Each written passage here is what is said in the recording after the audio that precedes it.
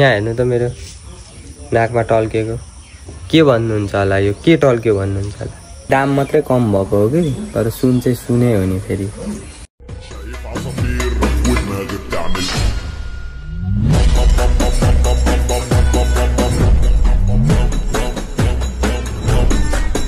Welcome back to my new video. त स्वागत छ हजुरहरूलाई आजको मेरो नयाँ भिडियोमा।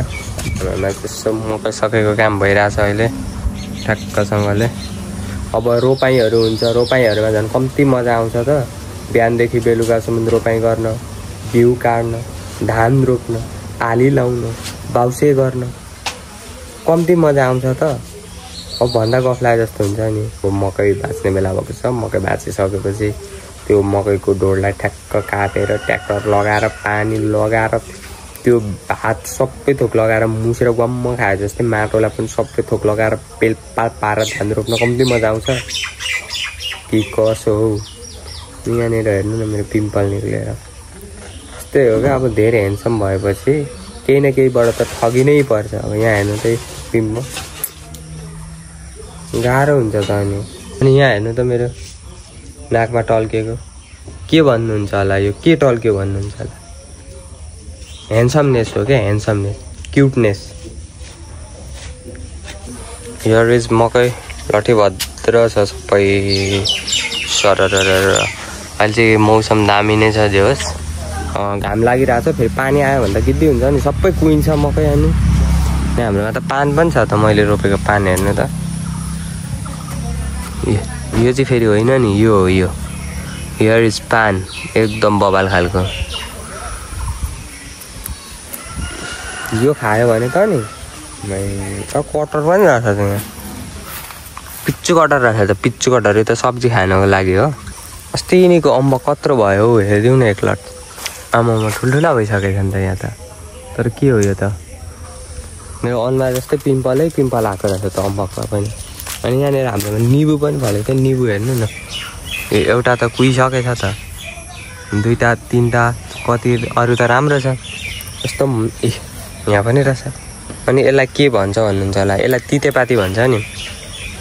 पाहाडमा चाहिँ अब यो नात्रीहरू फुट्छ नि, त्यतिखेर यस्तो गरेर नाकभित्र घसाक्क घुसारेर राख्थ्यौँ क्या पहिला हामी पाहाडमा हुँदा। तर यसको बासन चाहिँ जे होस् मलाई चाहिँ बबालै मनपर्छ क्या यसको। अनि सयपत्री फुलको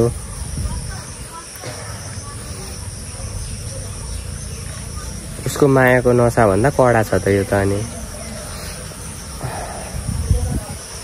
अब चाहिँ हामीले यो मकैलाई ठ्याक्कसँगले पानी आउन आँटे जस्तो भइरहेछ क्या अगाडि घुमेर माथितिर। अब यो मकैलाई हामीले यसलाई जब पानी आउँछ तब मात्रै यसलाई यता माथि फाल्दाखेरि भइहाल्छ। यसलाई चाहिँ हामीले लगेर अब राख्नुपर्ने हुन्छ।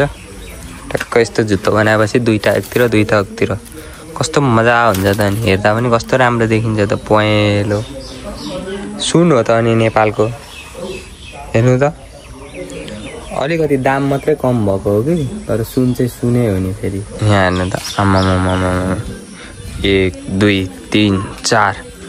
अब यसलाई पनि त बाइकै भन्दा भयो नि। 5 6।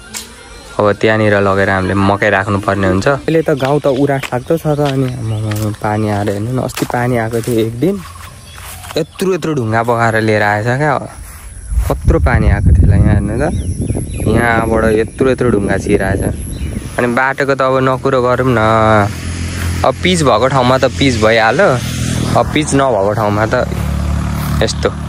यो त कास्टिङ मात्रै हो नि, यो त फिल्म त अब असार लागेपछि पो हुन्छ त। यो त कास्टिङ मात्रै हो। अहिले एक दिनकोले यस्तो गऱ्यो भनेदेखि लगभग 1 हप्ता ननस्टप पानी पर्दा कति आउला मार्छ नि पानीले त पुरै।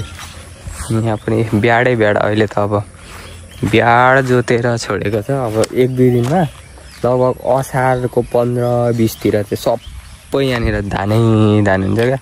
वरिपरि जति ठाउँ देखिन्छ सबै धानै धान। अनि पछि हरियो फिरेपछि चाहिँ यस्तो दामी देखिन्छ नि भ्यू, मजै आउँछ त, मजै आउँछ। यहाँ हेर्नु नि पानी यस्तै सबै झारसार लडाएको छ। त्यतिखेर चाहिँ हाम्रो सफल भाइ स्कुलबाट आएर होमवर्क गर्न खोज्दैछ। केले हात काट्यो अरे तेरो? होइन होला, खै देखाइदियो त कहाँ काट्यो। देखा न। ले के गरेर चलाउँदैछ सिसा किन चलाएको बत्ती बालेको होइन नि बत्तीले करेन्ट लागेको फलाम माथि अनि यसलाई चाहिँ हामीले अब माथि थन्काउनु पर्ने हुन्छ ढोडहरूलाई पछि पानी आउँदा खुवाउन कम्ती काम दिन्छ यहाँनिर चाहिँ हाम्रो मेसिनको मोटर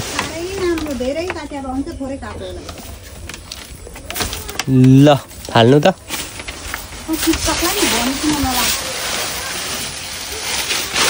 ठ्याक्कै यहाँ फालेको कि यसलाई हामीले यता लगेर राख्नुपर्ने हुन्छ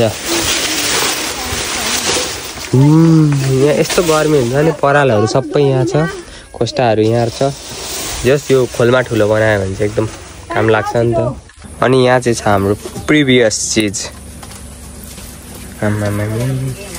यो त राखिराख्नुपर्छ क्या यो चाहिँ खास गरी पछिको लागि स्टक हो यसले यस्तो काम दिन्छ नि नकुरो गरौँ न अहिले कुरो गर्दा अब धेरै हुन्छ यहाँनिर त डोका कति छ हाम्रोमा 1 2 यहाँ त 2टा छ त्यहाँ 3टा छ 1 2 3 2टा रहेछ यहाँनिर 4-5 वटा डोका छ त हाम्रोमा यहाँ पनि छ डोकै यो पनि डोकै डोका छ यहाँ तल पनि डोकै डोका छ यहाँ पनि डोका छ यहाँ पनि डोका छ सो यहाँ हुनुहुन्छ हाम्रो दादा हेलो खै हेलो खै हेलो माछा देखाउँ न माछा छैन माछा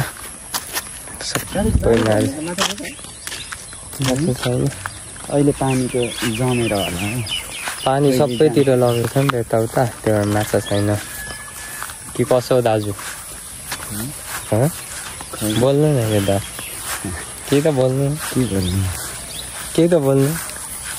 है बोल्नु न बाटो कस्तो छ कस्तो छ भनिदिनु न त बाटो ठिकै छ नि यतिको बाटो यतिको त चलिहाल्छ हिँड्नु हातले हिँड्नु बाटो